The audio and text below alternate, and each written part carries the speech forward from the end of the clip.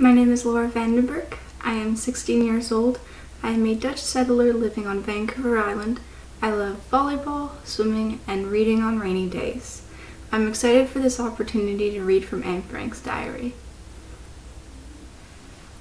Wednesday, February 16th, 1944. Dear Kitty, Peter and I hadn't talked to each other all day, except for a few meaningless words. It was too cold to go up to the attic, and anyway, it was Margot's birthday. At 12:30, he came to look at the presents and hung around chatting longer than was strictly necessary. Something he'd never would have done otherwise, but I got my chance in the afternoon. Since I felt like spoiling Margot on her birthday, I went to get the coffee, and after that, the potatoes. When I came to Peter's room, he immediately took his papers off the stairs, and I asked if I could close the trapdoor in the attic. Sure, he said, go ahead. When you're ready to come back down, just knock and I'll open it for you. I thanked him, went upstairs, and spent at least 10 minutes searching around in the barrel for the smallest potatoes. My back started aching, and the attic was cold. Naturally, I didn't bother to knock, but opened the trapdoor myself. But he obligingly got up and took the pan out of my hands. I did my best, but I couldn't find any smaller ones. Did you look in the big barrel? Yes, I've been through them all. But by this time I was at the bottom of the stairs, and he examined the pan of potatoes he was still holding. Oh, but these are fine, he said, and added as I took the pan from him, my compliments. As he said this, he gave me such a warm, tender look that I started glowing inside. I could tell he wanted to please me, but since he couldn't make a long complimentary speech, he said everything with his eyes. I understood him so well and was very grateful. It still makes me happy to think back to those words and that look. When I went downstairs, Mother said she needed more potatoes, this time for dinner, so I volunteered to go back up. When I entered Peter's room, I apologized for disturbing him again. As I was going up the stairs, he stood up, went over to stand between the stairs and the wall, grabbed my arm and tried to stop me. I'll go, he said. I have to go upstairs anyways. I replied that it really wasn't necessary, that I didn't have to get only the small ones this time. Convinced, he let go of my arm. On my way back, he opened the trapdoor and once again took the pan from me. Standing by the door, I asked, "What are you working on?" "French," he replied. I asked if I could take a look at his lessons. Then I went to wash my hands and sat down across from him on the divan. After I'd explained some French to him, we began to talk. He told me that after the war, he was going to the Dutch East Indies and live on a rubber plantation. He talked about his life at home, the black market, and how he felt like a worthless bum. I told him he had a big inferiority complex. He talked about the war, saying that Russia and England were bound to go to war against each other, and about the Jews. He said life would have been much easier if he'd been a Christian or become one after the war. I asked if he'd wanted to be baptized, but that wasn't what he meant either. He said he'd never be able to feel like a Christian, but after the war, he'd make sure nobody would know he was Jewish. I felt a momentary pang. It's such a shame he still has a touch of dishonesty in him. Peter added, "The Jews have been and always will be the chosen people," I answered. "Just this once, I hope they'll be choosing for something good." But we went on chatting very pleasantly, about Father, about judging human character, and all sorts of things. So many that I can't even remember them all. I left 5:15 because Bep had arrived. That evening, he had something else I thought was nice. He said something else that I thought was nice. We were talking about the picture of a movie star I'd once given him, which had been hanging in his room for at least 1.5 years. He liked it so much that I offered to give him a few more. "No," he replied, "I'd rather keep the one I've got. I look at it every day and the people in it have become my friends." I now have a better understanding of why he always hugs Mishi so tightly. He obviously needs affection too. I forgot to mention something else he was talking about, he said. "No, I'm not afraid, except when it comes to things about myself, but I'm working on that.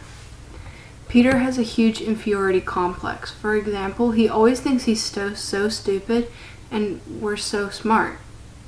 When I help him with French, he thanks me 1,000 times. One of these days, I'm going to say, "Oh, cut it out. You're much better at English and geography." Anne Frank. Thursday, February 17th, 1944. Dear Kitty, I was upstairs this morning since I promised Mr. Van D I'd read her some of my stories. I began with Ava's Dream, which she liked a lot, and then I read a few passages from The Secret Annex, which had her in stitches. Peter also listened for a while, just the last part, and asked if I could come to his room sometime to read more. I decided I had to take a chance right then and there, so I got my notebook and let him read that bit where Caddy and Hans talk about God. I can't really tell what kind of impression it made on him. He said something I don't quite remember, not about whether it was good, but about the idea behind it. I told him I just wanted him to see that I didn't write only amusing things. He nodded, and I left the room. We'll see if I hear anything more. Yours, Anne Frank. Friday, February 18th, 1944. My dearest Kitty, whenever I go upstairs, it's always so I can see him. Now that I have something to look forward to, my life here has improved greatly.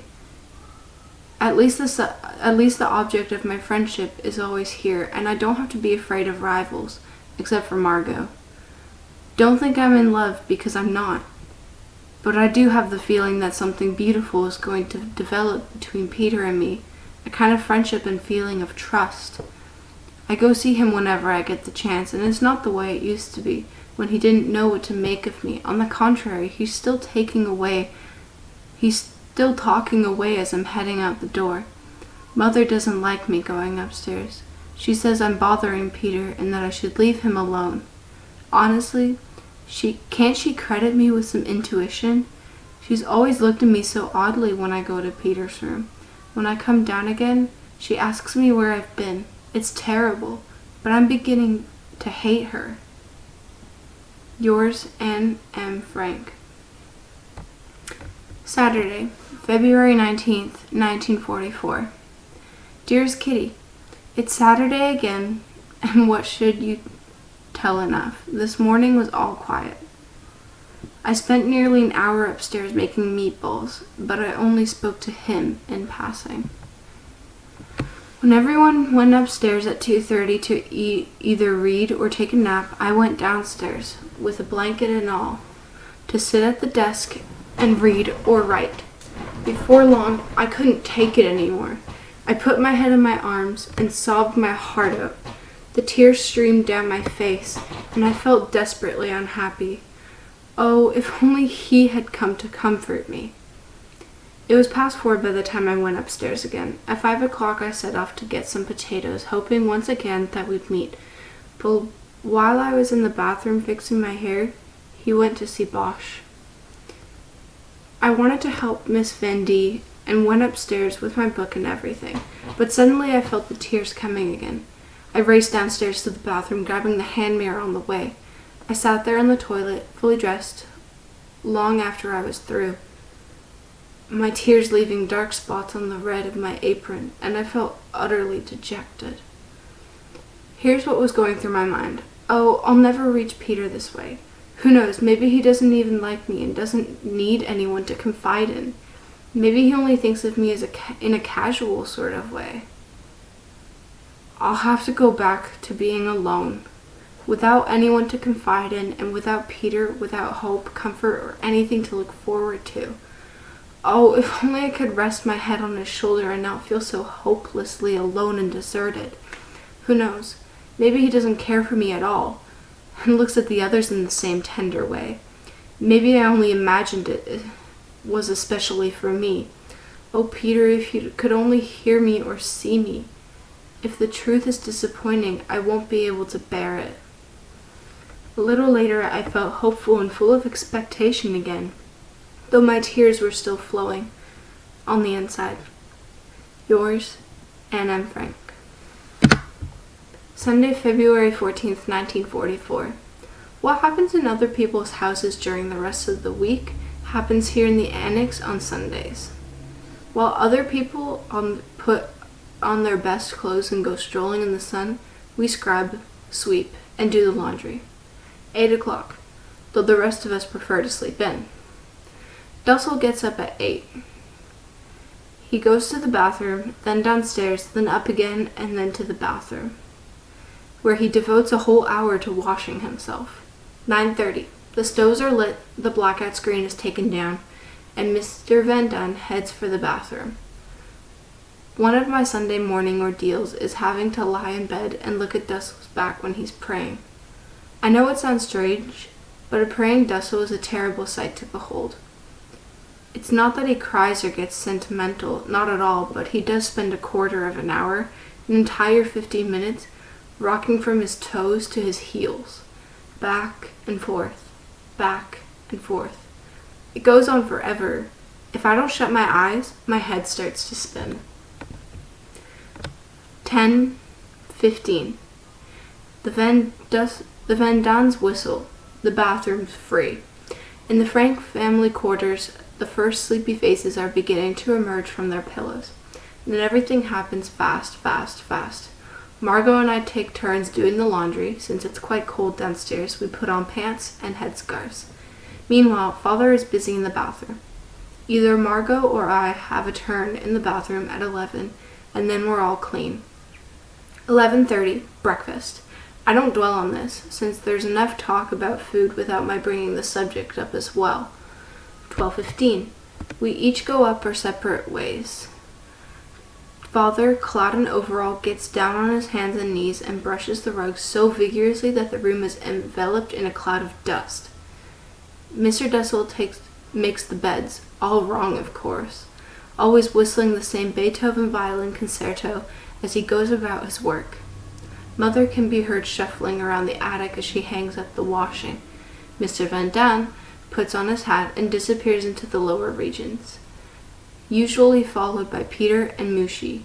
Mrs. Van Daan dons a long apron, a black wool jacket, and overshoes, winds a red wool scarf around her head, scoops up a bundle of dirty laundry, and with a well-rehearsed washerwoman's nod, heads downstairs.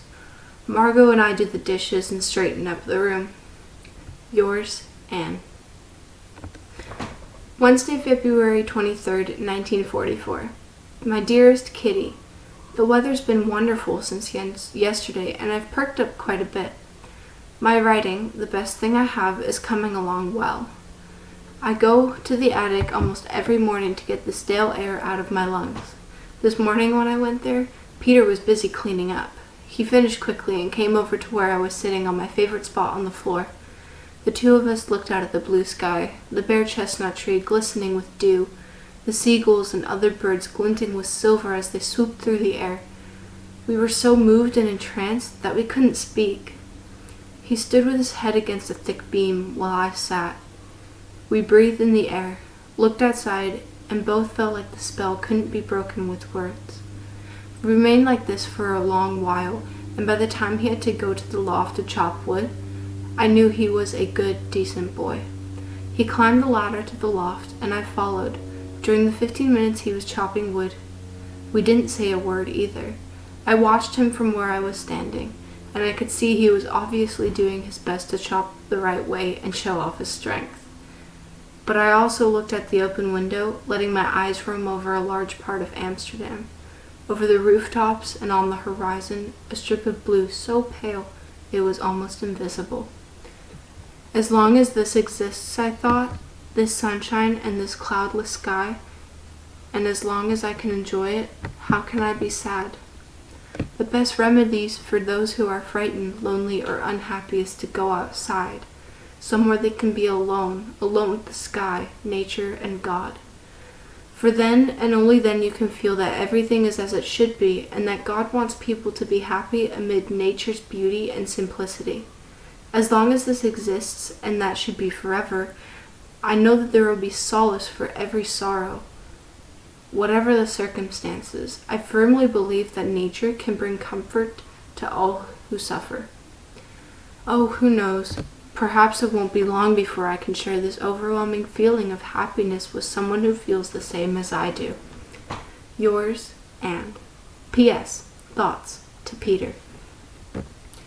We've been missing out on so much here, so very much, and for such a long time. I miss it just as much as you do. I'm not talking about external things, since we're well provided in that sense. I mean the internal things, like you. I long for freedom and fresh air, but I think we've been amply compensated for their loss. On the inside, I mean. This morning when I was sitting in front of the window and taking a long, deep look outside at God and nature, I was happy. Just plain happy. Peter, as long as people feel that kind of happiness within themselves, the joy of nature, health, and much more besides, they'll always be able to recapture that happiness. Riches, prestige, everything can be lost, but the happiness in your own heart can only be dimmed. It will always be there as long as you live to make you happy again. Whenever you're feeling lonely or sad, try going to the loft on a beautiful day and looking outside, not at the houses or in the rooftops, but at the sky. As long as you can look fearlessly at the sky, you'll know that you're pure within and will find happiness once more. Sunday, February 27th, 1944. My dearest Kitty, from early in the morning till late at night, all I do is think about Peter. I fall asleep with his image before my eyes, dream about him, and wake up with him still looking at me. I have the strong feeling that Peter and I aren't really as different as we may seem on the surface, and I'll explain why. Neither Peter nor I have a mother. He is too superficial, likes to flirt, and doesn't concern herself much with what goes on in his head. Mine takes an active interest in my life, but has no tact, sensitivity, or motherly understanding. Both Peter and I are struggling with our innermost feelings. We're still unsure of ourselves and are too vulnerable emotionally to be dealt with so roughly.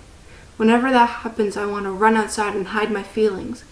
Instead, I bang the pots and pans, splash the water, and am generally noisy so that everyone wishes I were miles away. Peter's reaction is to shut himself up, say little, sit quietly and daydream, all the while carefully hiding his true self. But how and will we finally reach each other? I don't know how much longer I can continue to keep this yearning under control. Yours, Anne M. Frank. Monday, February 28th, 1944.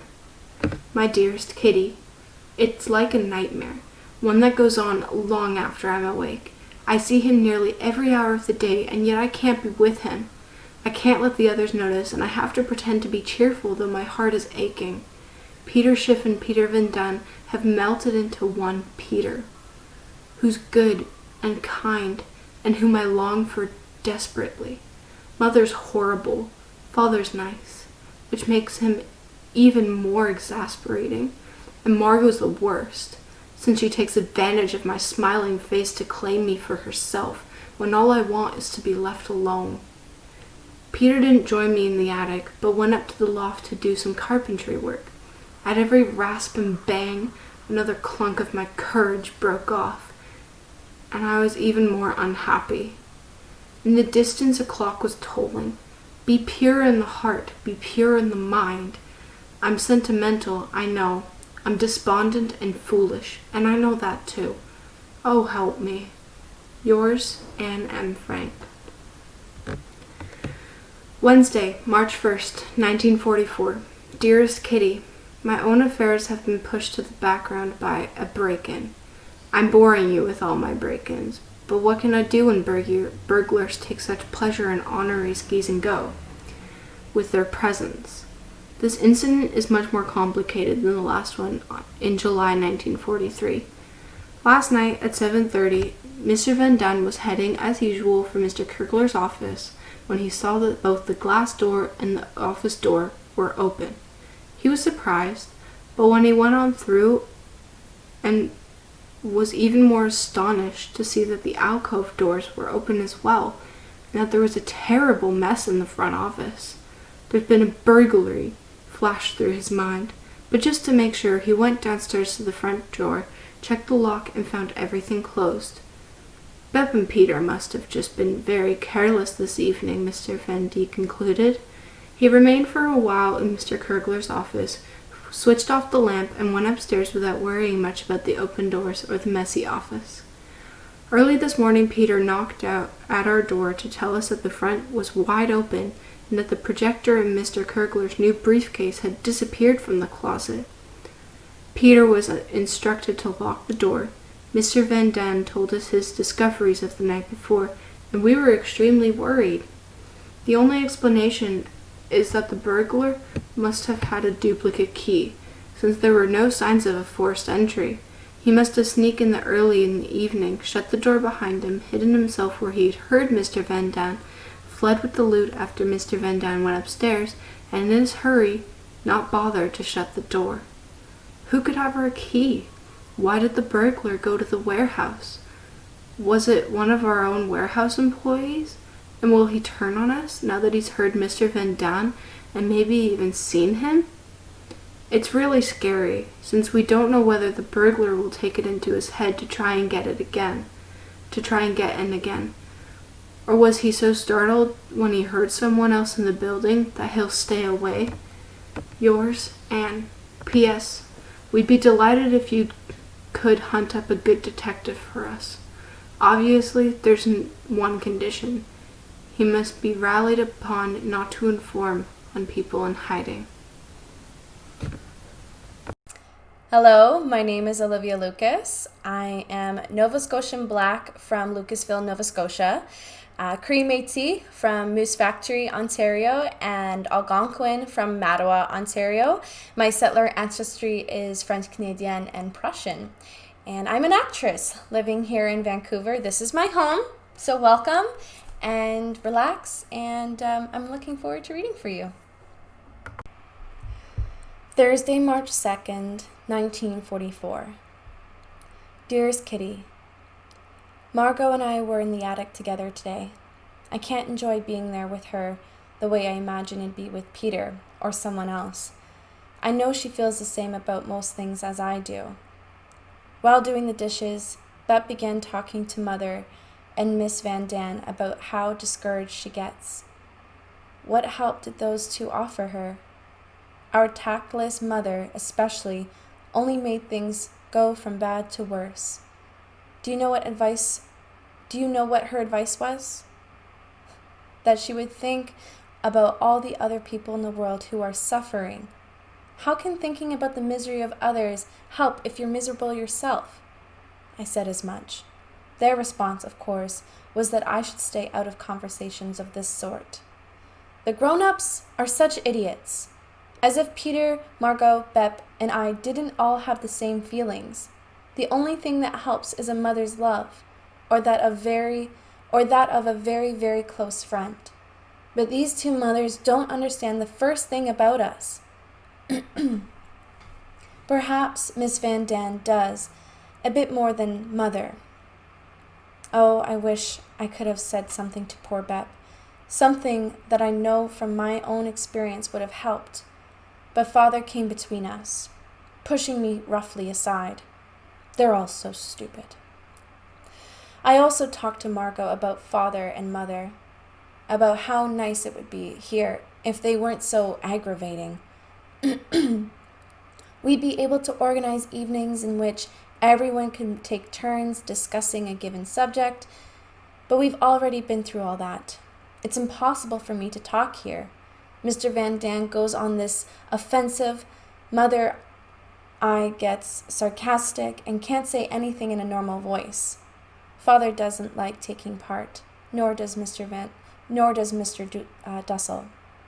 And Miss Van D is attacked so often that she just sits there with a red face, hardly able to put up a fight anymore. And what about us? We aren't allowed to have an opinion? My, aren't they a progressive? Not have an opinion. People can tell you to shut up, but they can't keep you from having an opinion.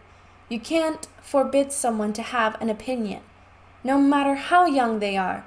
The only thing that would help Pep, Margot, Peter, and me would be great love and devotion, which we don't get here.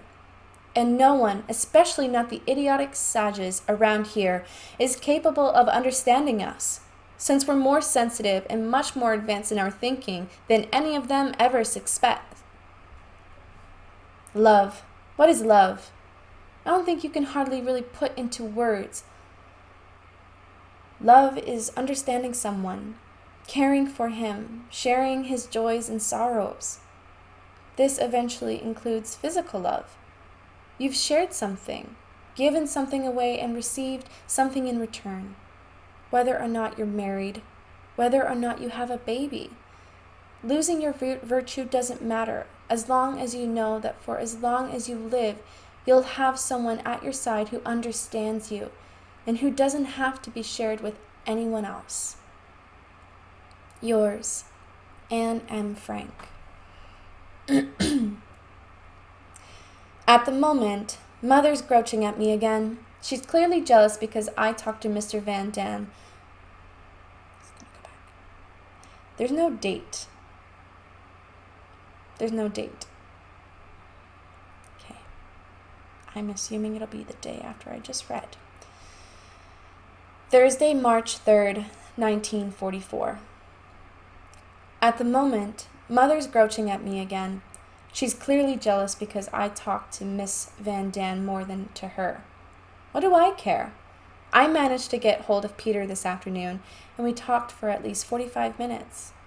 He wanted to tell me something about himself, but didn't find it easy. He finally got it out, though it took a long time. I honestly didn't know whether it was better for me to stay or to go. But I wanted so much to help him. I told him about Bep and how tactless our mothers are. He told me that his parents fight constantly, about politics and cigarettes and all kinds of things. As I've told you before, Peter's very shy, but not too shy to admit that he'd be perfectly happy not to see his parents for a year or two.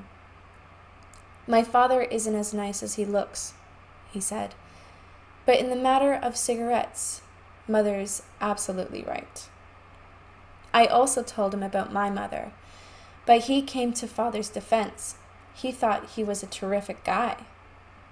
Tonight, when I was hanging up my apron after doing the dishes, he called me over and asked me not to say anything downstairs about his parents having had another argument and not being on speaking terms. I promised, though I'd already told Margot, but I'm sure Margot won't pass it on. Oh no, Peter, I said, you don't have to worry about me. I've learned not to blab everything I hear. I never repeat what you tell me. He was glad to hear that. I also told him what terrible gossips we are, and said, Margot's quite right, of course, when she says I'm not being honest, because as much as I want to stop gossiping, there's nothing I like better than discussing Mr. Dussel. It's good that you admit it, he said. He blushed, and his sincere compliment almost embarrassed me too. Then we talked about upstairs and downstairs some more. Peter was really rather surprised to hear that I'm going to do that again. Then we talked about upstairs and downstairs some more. Peter was really rather surprised to hear that don't like his parents. Peter, I said, you know I'm always honest. So why shouldn't I tell you this as well? We can see their faults too. I added, Peter, I'd really like to help you. Will you let me? You're caught in an awkward position, and I know even though you don't say anything, that it upsets you. Oh, your help is always welcome. Maybe it'd be better for you to talk to Father? You can tell him anything. He won't pass it on. I know. He's a real pal. You like him a lot, don't you? Peter nodded, and I continued. Well, he likes you too, you know. He looked up quickly and blushed. It was really touching to see how happy these few words made him. You think so? He said. Yes, I said. You can tell that from the little things he lets slip now and then. Then Mr. Van Daan came in to do some dictating. Peter's a terrific guy, just like father. Yours, Anne M. Frank. Friday, March 3rd, 1944. My dearest Kitty, when I look up into the candle tonight, my dearest Kitty, when I looked into the candle tonight, I felt calm and happy again. It seems Grandma is in that candle, and it's Grandma who watches over and protects me and makes me feel happy again. But there's someone else who governs all my moods, and that's Peter. I went to get the potatoes today, and while I was standing on the stairway with my pan full, he asked, "What did you do during the lunch break?" I sat down on the stairs and we began to talk. The potatoes didn't make it to the kitchen until 5:15, an hour after I'd gone to get them. Peter didn't say anything more about his parents. We just talked about books and about the past. Oh, he gazes at me with such warmth in his eyes. I don't think it will take much for me to fall in love with him. He brought the subject up this evening. I went to his room after peeling potatoes and remarked on how hot it was. You can tell the temperature by looking at Margot and me, because we turn white when it's cold and red when it's hot, I said. In love? He asked. Why should I be in love? It was a pretty silly answer, or rather question. Why not? He said. And then it was time for dinner. What did he mean? Today I finally managed to ask him whether my chatter bothered him. All he said was, "Oh, it's fine with me." I can't tell how much of his reply was due to shyness. Kitty, I sound like someone who's in love and can talk about nothing but her dearest darling. And Peter is a darling. Will I ever be able to tell him that? Only if he thinks the same of me, but I'm the kind of person you have to treat with kid gloves. I know that all too well. And he likes to be left alone, so I don't know how much he likes me. In any case, we're getting to know each other a little better. I wish we dared to say more, but who knows? Maybe that time will come sooner than I think. Once or twice a day he gives me a knowing glance. I wink back, and we're both happy. It seems crazy to talk about his being happy, and yet I have the overwhelming feeling he thinks the same way I do. Yours, Anne M. Frank.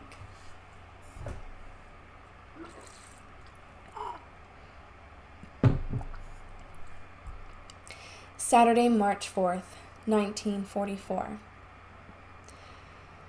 Dear Kitty, this is the first Saturday in months that hasn't been tiresome, dreary, and boring. The reason is Peter. This morning, as I was on my way to the attic to hang up my apron, Father asked whether I wanted to stay and practice my French, and I said yes. We spoke French together for a while, and I explained something to Peter. And then we worked on our English. Father read aloud from Dickens, and I was in seventh heaven, since I was sitting on Father's chair, close to Peter. I went downstairs at 11:15. When I went back up at 11:30, Peter was already waiting for me on the stairs. We talked until 1:45. Whenever I leave the room, for example, after a meal, and Peter has a chance and no one else can hear, he says, "Bye, Anne. See you later." Oh, I'm so happy. I wonder if he's going to fall in love with me after all. In any case, he's a nice boy, and you have no idea how good it is to talk to him. Miss Van D thinks it's all right for me to talk to Peter, but today she asked me teasingly, "Can I trust you two up there?" "Of course," I protested. I take that as an insult. Morning, noon, and night, I look forward to seeing Peter. Yours, Anne M. Frank. P.S. Before I forget, last night everything was blanketed in snow. Now it's thawed, and there's almost nothing left. Monday, March 6th, 1944. Dearest Kitty, ever since Peter told me about his parents, I felt a certain sense of responsibility toward him. Don't you think that's strange? It's as though their quarrels were just as much of my business as his. And yet, I don't dare bring it up to anyone. Let me go back. I'll just start from the top. Monday, March 6th, 1944. Dearest Kitty, ever since Peter told me about his parents, I felt a certain sense of responsibility toward him. Don't you think that's strange? It's as though their quarrels were just as much of my business as his, and yet I don't dare bring it up anymore, because I'm afraid it makes him uncomfortable. I wouldn't want to intrude, not for all the money in the world. I can tell by Peter's face that he ponders things just as deeply as I do. Last night I was annoyed when Miss Van D scoffed, "The thinker." Peter flushed and looked embarrassed, and I nearly blew my top. Why don't these people keep their mouths shut? You can't imagine what it's like to have to stand on the sidelines and see how lonely he is, without being able to do anything. I can imagine, as if I were in his place, how despondent he must sometimes feel at the quarrels. And about love. Poor Peter, he needs to be loved so much. It sounded so cold when he said he didn't need any friends. Oh, he's wrong. Oh, he's so wrong. I don't think he means it. He clings to his masculinity, his solitude, and his feigned indifference, so he can maintain his role, so he'll never ever have to show his feelings. Poor Peter. How long can he keep it up? Won't he explode from this superhuman effort? Oh, Peter, if only I could help you. If only you would let me. Together we could banish our loneliness, yours and mine. I've been doing a great deal of thinking, but not saying much. I'm happy when I see him, and happier still if the sun shines when we're together. I washed my hair yesterday, and because I knew he was next door, I was very rambunctious. I couldn't help it. The more quiet and serious I am on the inside, the noisier I get on the outside. Who will be the first to discover the chink in my armor? It's just as well that the Van Dans don't have a daughter. My conquest could never be so challenging, so beautiful, and so nice with someone of the same sex. Yours, Anne M. Frank. P.S. You know I'm always honest with you, so I think I should tell you that I live from one encounter to the next. I keep hoping to discover that he's dying to see me, and I'm in raptures when I notice his bashful attempts. I think he'd like to be able to express himself as easily as I do. Little does he know, it's his awkwardness that I find so touching.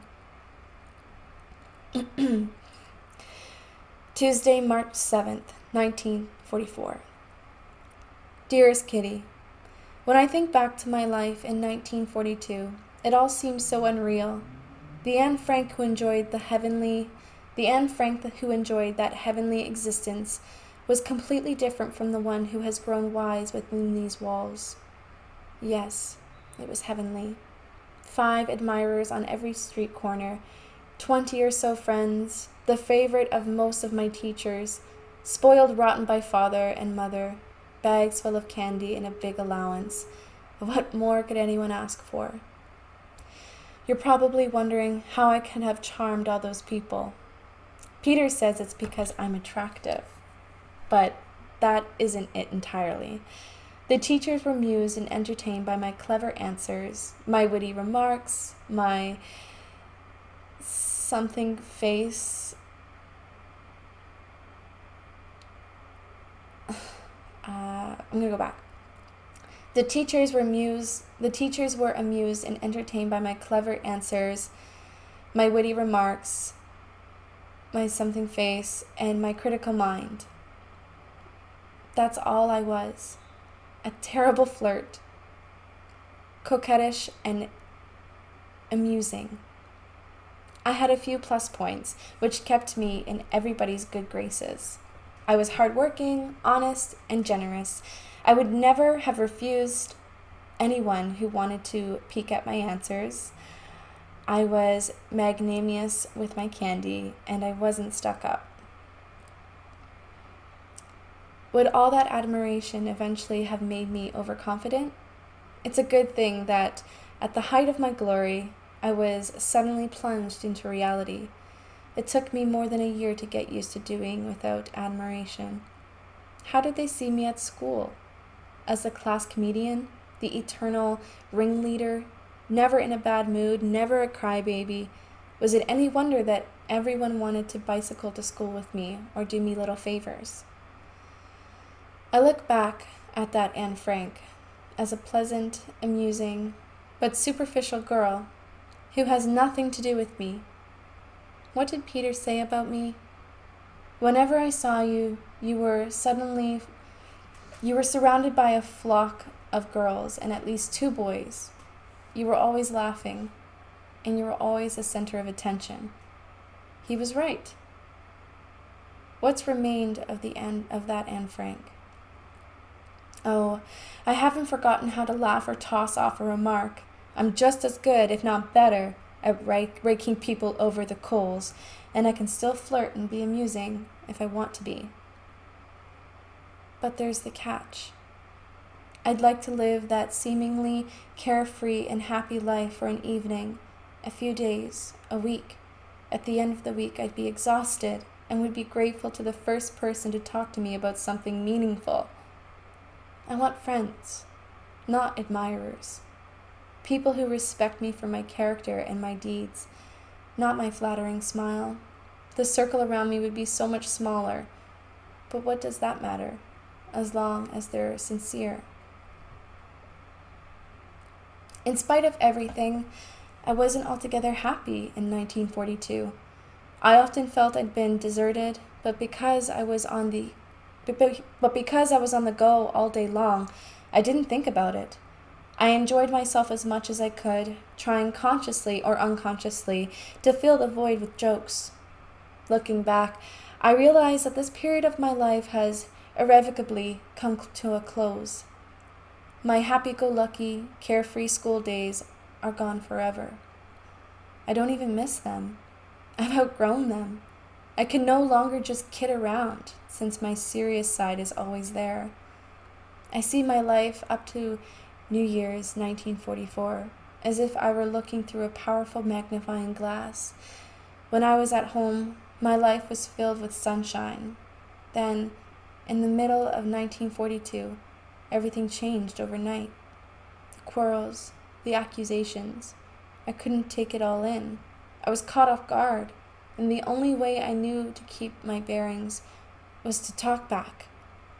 The first half of 1943 brought crying spells, loneliness, and the gradual realization of my faults and shortcomings, which were numerous and seemed even more so. I filled the day with chatter, tried to draw him closer to me and failed. This left me on my own to face the difficult task of improving myself so I wouldn't have to hear those reproaches because they made me so despondent. The second half of the year was slightly better. I became a teenager and was treated more like a grown-up. I began to think about things and to write stories, finally coming to the conclusion that the others no longer had anything to do with me. They had no right to swing me back and forth like a pendulum on a clock. I wanted to change myself in my own way. I realized I could manage without my mother, completely and totally, and that hurt. But what affected me even more was the realization that I was never going to be able to confide in Father. I didn't trust anyone but myself. After New Year's, the second big change occurred. My dream, through which I discovered my longing for a boy. Not for a girlfriend, but for a boyfriend. I also discovered an inner happiness underneath my superficial and cheerful exterior. From time to time, I was quiet. Now I live only for Peter, since what happens to me in the future depends largely on him. I lie in bed at night after ending my prayers with the words, "Thank you, God, for all that is good and dear and beautiful." And I'm filled with joy. I think of going into hiding, my health, and my whole being as das Gut, Peter's love, which is still so new and fragile, and which neither of us dares to say out loud. The future, happiness and love as das Liebe, the world, nature, and the tremendous beauty of everything, all that splendor as das Schön. At such moments, I don't think about all the misery, but about the beauty that still remains. This is where Mother and I differ greatly. Her advice in the face of melancholy is, think about all the suffering in the world and be thankful you're not part of it. My advice is, go outside, to the country, enjoy the sun and all nature has to offer. Go outside and try to recapture the happiness within yourself. Think of all the beauty in yourself and in everything around you, and be happy. I don't think Mother's advice can be right, because what are you supposed to do if you become part of the suffering? You'd be completely lost. On the contrary, beauty remains, even in misfortune. If you just look for it, you discover more and more happiness and regain your balance. A person who's happy will make others happy. A person who has courage and faith will never die in misery. Yours, Anne M. Frank. Hi, my name is Thule. I was born in the Netherlands and then I moved to Canada at the age of 9. I am 23 years old now and super excited to be reading for you today. Sunday, 12 March, 1944. Dear Kitty, I can't seem to sit still lately. I run upstairs and down and then back again. I love talking to Peter, but I'm always afraid of being a nuisance. He's told me a bit about the past, about his parents, and about himself. It's not half enough, though, and I ask myself why it is that I always long for more. He used to think I was unbearable, and I returned the compliment. Now I have changed my opinion. Has he changed his too? I think so. Still, it doesn't necessarily mean that we shall become great friends, although as far as I'm concerned, it would make the time here much more bearable. But still, I won't get myself upset about it.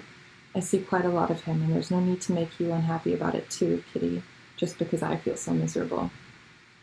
On Saturday afternoon, I felt in such a whirl after hearing a whole lot of sad news that I went and lay on my divan for a sleep. I only wanted to sleep to stop myself thinking. I slept till 4 o'clock, then I had to go into the living room. I found it difficult to answer all Mummy's questions and think of some little excuse to tell Daddy as an explanation for my long sleep. I resorted to a headache, which wasn't a lie, as I had one, but inside. Ordinary people, ordinary girls, teenagers like myself, will think I'm a bit cracked with all my self-pity. Yes, that's what it is, but I pour out my heart to you, then for the rest of the day I'm as impudent, gay, and self-confident as I can be, in order to avoid questions and getting on my own nerves. Margot is very sweet and would like me to trust her, but still I can't tell her everything. She's a darling, she's good and pretty, but she lacks the nonchalance for conducting deep discussions. She takes me so seriously, much too seriously, and then thinks about her queer little sister for a long time afterwards, looking searchingly at me, at every word I say, and keeps on thinking, is this just a joke, or does she really mean it? I think that's because we're together the whole day long, and that if I trusted someone completely, then I shouldn't want them hanging around me all the time. When I shall finally untangle my thoughts, when shall I find peace and rest within myself again? Yours, Anne. Tuesday, 14 March 1944. Dear Kitty, perhaps it would be entertaining for you, though not in the least for me, to hear what we are going to eat today. As the charwoman is at work downstairs, I'm sitting on the Vendan's table at the moment. I have a handkerchief soaked in some good scent, bought before we came here, over my mouth and held against my nose. You won't gather much from this, so let's begin at the beginning. The people from whom we obtained food coupons have been caught, so we just have our 5 ration cards and no extra coupons, and no fats. As both Miep and Koophuis are ill, Ellie hasn't time to do any shopping, so the atmosphere is dreary and dejected, and so is the food. From tomorrow we shall not have a scrap of fat, butter, or margarine left. We can't have fried potatoes, to save bread, for breakfast any longer, so we have porridge instead. And as Mrs. Vendan thinks we're starving, we have bought some full cream milk under the counter. Our supper today consists of hash made from kale, which has been preserved in a barrel, hence the precautionary measure with the handkerchief. It's incredible how kale can stink when it's a year old. The smell in the room is a mixture of bad plums, strong preservatives, and rotten eggs. Ugh, the mere thought of eating that muck makes me feel sick. Added to this, our potatoes are suffering from such peculiar diseases that out of 2 buckets of pommes de terre, one whole one ends up on the stove. We amuse ourselves by searching for all the different kinds of diseases, and have come to the conclusion that they range from cancer and smallpox to measles. Oh no, it's no joke to be in hiding during the 4th year of the war. If only the whole rotten business was over. Quite honestly, I wouldn't care so much about food, if only it were more pleasant here in other ways. There's the rub. This tedious existence is beginning to make us all touchy. The following are the views of the 5 grown-ups on the present situation. Mrs. Vendan. The job as queen of the kitchen lost its attraction a long time ago. It's dull to sit and do nothing, so I go back to my cooking again. Still, I have to complain that it's impossible to cook without any fats, and all these nasty smells make me sick. Nothing but ingratitude and rude remarks do I get in return for my services. I am always the black sheep, always the guilty one. Moreover, according to me, very little progress is being made in the war. In the end, the Germans will still win. I'm afraid we're going to starve, and if I'm in a bad mood, I scold everyone. Mr. Vendan. I must smoke and smoke and smoke, and then the food, the political situation, and Curly's moods don't seem so bad. Curly is a darling wife. But if he hasn't had anything to smoke, then nothing is right, and this is what one hears. I'm getting ill, we don't live well enough, I must have meat. Frightfully stupid person, my Curly. After this, a terrific quarrel is sure to follow. Mrs. Frank. Food is not very important, but I would love a slice of rye bread now. I feel so terribly hungry. If I were Mrs. Vendan, I would have put a stop to Mr. Vendan's everlasting smoking a long time ago. But now I must definitely have a cigarette, because my nerves are getting the better of me. The English make a lot of mistakes, but still the war is progressing. I must have a chat and be thankful I'm not in Poland. Mr. Frank. Everything's all right. I don't require anything. Take it easy. We've ample time. Give me my potatoes, and then I will keep my mouth shut. Put some of my rations on one side for Ellie. The political situation is very promising. I'm extremely optimistic. Mr. Dissel. I must get my task for today. Everything must be finished on time. Political situation outstanding, and it is impossible that we'll be caught. Yours, Anne. Wednesday, 15 March, 1944. Dear Kitty. Phew! Oh dear, released from the somber scenes for a moment. Today I mean nothing but, if this or that should happen, then we are going to be in difficulties. If he or she should become ill, then we'll be completely isolated, and then if... Enfin, I expect you know the rest. At least I presume you know the secret annexes well enough by this time to be able to guess the trend of their conversations. The reasons for all this if is that Mr. Kahler has been called up to go digging. Ellie has a streaming cold and will probably have to stay at home tomorrow. Miep hasn't fully recovered from her flu yet, and Koophuis has had such bad hemorrhage of the stomach that he lost consciousness. What a tale of woe. The warehouse people are getting a free day tomorrow. Ellie can stay at home. Then the door will remain locked and we shall have to be as quiet as mice, so that the neighbors don't hear us. Hank is coming to visit the deserted ones at 1 o'clock, playing the role of zookeeper, as it were. For the first time in ages, he told us something about the great wide world this afternoon. You should have seen the 8 of us sitting around him. It looked exactly like a picture of grandmother telling a story. He talked 19 to the dozen, to his grateful audience about food, of course, and the Meeps doctor and everything that we asked about. Doctor, he said, don't talk to me about the doctor. I rang him up this morning, had his assistant on the phone, and asked for a prescription for flu. The reply was that I could come and get the prescription anytime between 8 and 9 in the morning. If you have a very bad attack of flu, the doctor's come to the telephone himself and says, put out your tongue. Says, ah. I can hear all right that your throat is inflamed. I'll write up a prescription for you to order from the chemist. Goodbye. And that's that. A fine practice that, run by telephone only. But I don't want to criticize the doctors. After all, a person has but 2 hands. And in these days, there's an abundance of patients and very few doctors to cope with them. Still, we couldn't help laughing when Hank repeated the telephone conversation to us. I can just imagine what a doctor's waiting room must look like nowadays. One doesn't look down on panel patients anymore, but on the people with minor ailments and things. Hi, you, what are you doing here? End of the line, please. Urgent cases have priority. Yours, Anne. Thursday, 16 March, 1944. Dear Kitty, the weather is lovely, superb, I can't describe it. I'm going up to the attic in a minute. Now I know why I'm so much more restless than Peter. He has his own room where he can work, dream, think, and sleep. I am shoved about from one corner to another. I hardly spend any time in my double room, and yet it's something I long for so much.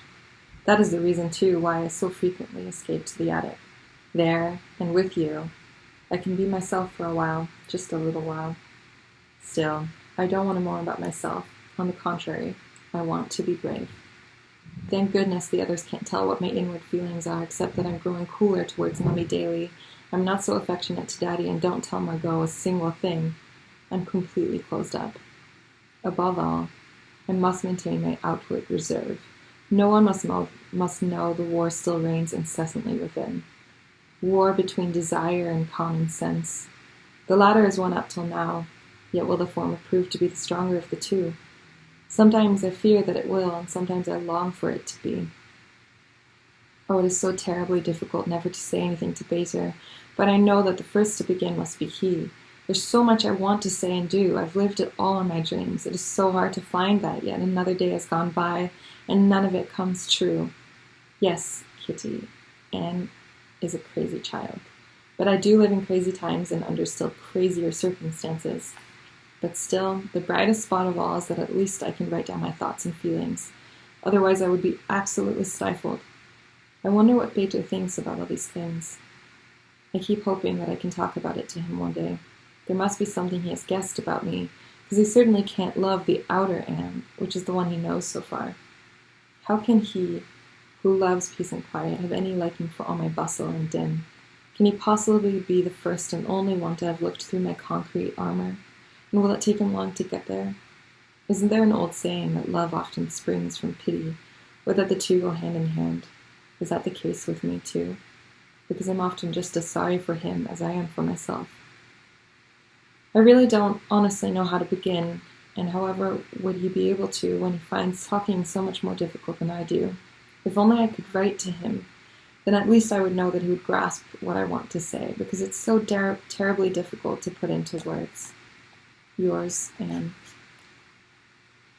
Friday, 17 March, 1944. Dear Kitty, a sigh of relief has gone through the secret annex.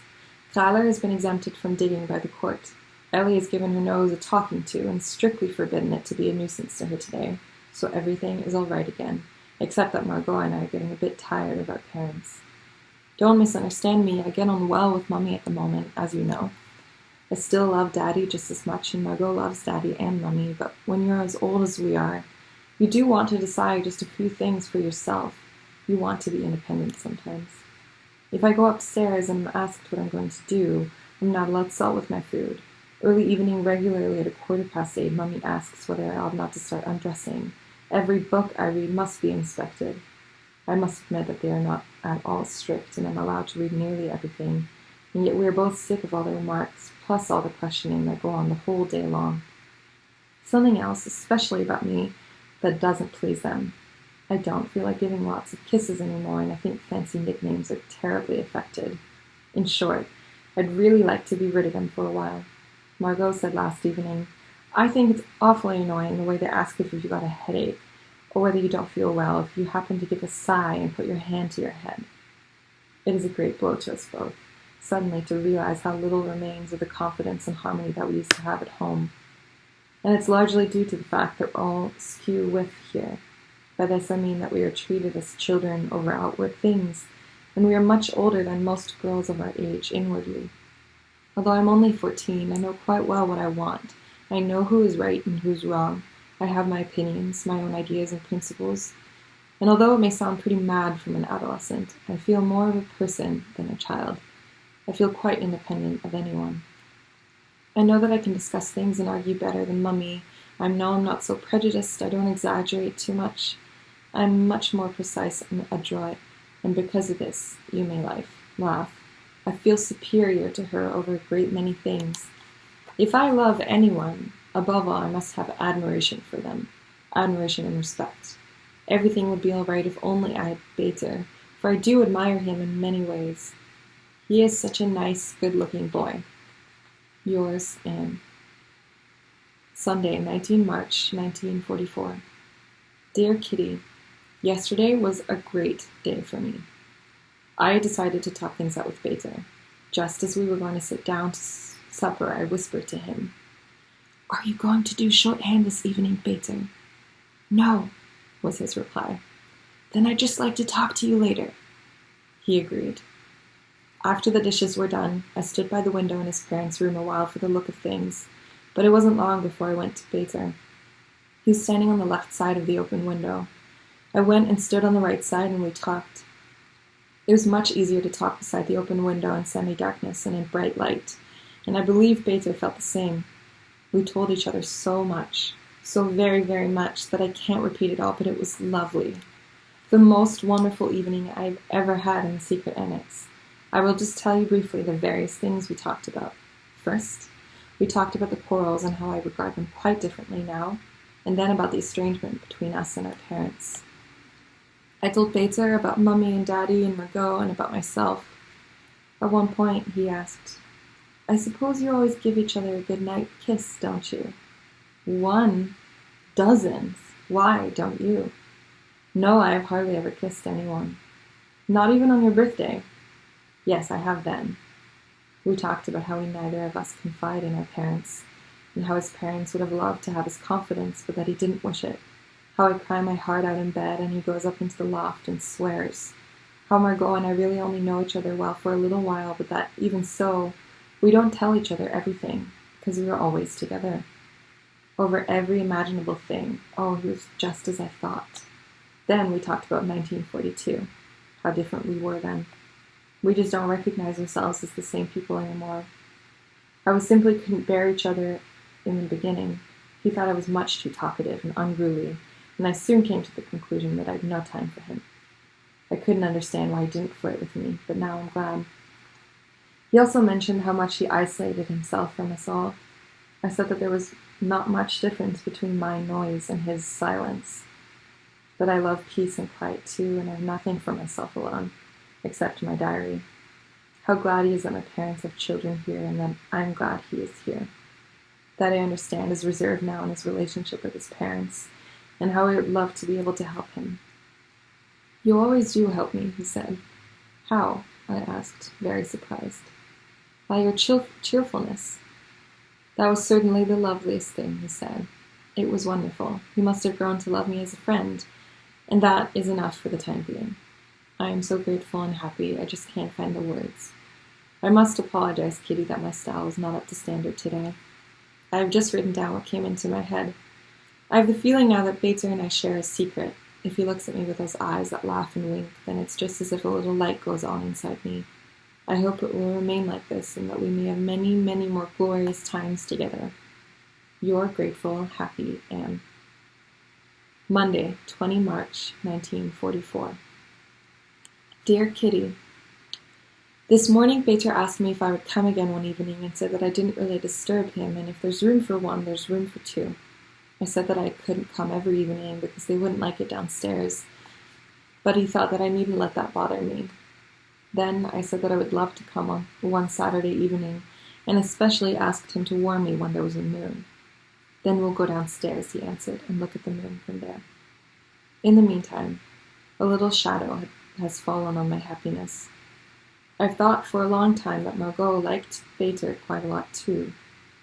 How much she loves him, I don't know, but I think it's wretched. I must cause her terrible pain each time I'm with Bater. And the funny part of it is that she hardly shows it. I know quite well that I'd be desperately jealous, but Margot only says that I needn't pity her. I think it's so rotten that you should be the odd one out, I added. I'm used to that, she answered, somewhat bitterly. I don't dare tell Bater this yet, perhaps later on. But we've got to talk about so many other things first. I had a little ticking off yesterday evening from Mummy, which I certainly deserved. I mustn't overdo my indifference towards her. So, in spite of everything, I must try once again to be friendly and keep my observations to myself. Even Pim is different lately. He's trying not to treat me as such a child, and it makes him much too cool. See what comes of it. Enough for now. I'm full to the brim with Bater and can do nothing but look at him. Evidence of Margot's goodness. I received this today. A letter. March 20th, 1944. Alma, when I said yesterday that I was not jealous of you, I was only 50% honest. It is like this. I'm jealous of neither you nor Bater. I only feel a bit sorry that I haven't found anyone yet, and I'm not likely to for the time being, with whom I can discuss my thoughts and feelings. But I should not grudge it to you for that. One misses enough here anyway, things that other people just take for granted. On the other hand, I know for certain that I would never have got so far with Bater anyway, because I have the feeling that if I wished to discuss a lot with anyone, I should want to be on rather intimate terms with him. I would want to have the feeling that he understood me through and through without my having to say much. But for that reason, I would have to be someone whom I felt was my superior intellectually, and that is not the case with Bater. But I can imagine it being so with you and Bater. You're not doing me out of anything which is my due. Do not reproach yourself in the least on my account. You and Bater can only gain by the friendship. My reply. Dear Margot, I thought your letter was exceptionally sweet, but I still don't feel quite happy about it, nor do I think that I shall. At present, there's no question of such confidence as you have in between Bater and myself, but in the twilight besides an open window, you can say more to each other than in brilliant sunshine. Also, it's easier to whisper your feelings than to trumpet them forth out loud. I believe that you're beginning to feel a kind of sisterly affection for Bater and that you would love to help him just as much as I do. Perhaps you will still be able to do that sometime, although that is not the kind of confidence we have in mind. I think it must come from both sides, and I believe that's the reason why Daddy and I have never got so far. Let's not talk about it anymore. But if you still want anything, please write to me about it, because I can say what I mean much better on paper. You don't know how much I admire you, and I only hope that may yet acquire some of the goodness that you and Daddy have, because now I don't see much difference between you and Daddy in that sense. Yours, Anne. We'll see you next time as we continue reading Diary of a Young Girl, Anne Frank. Thanks for joining.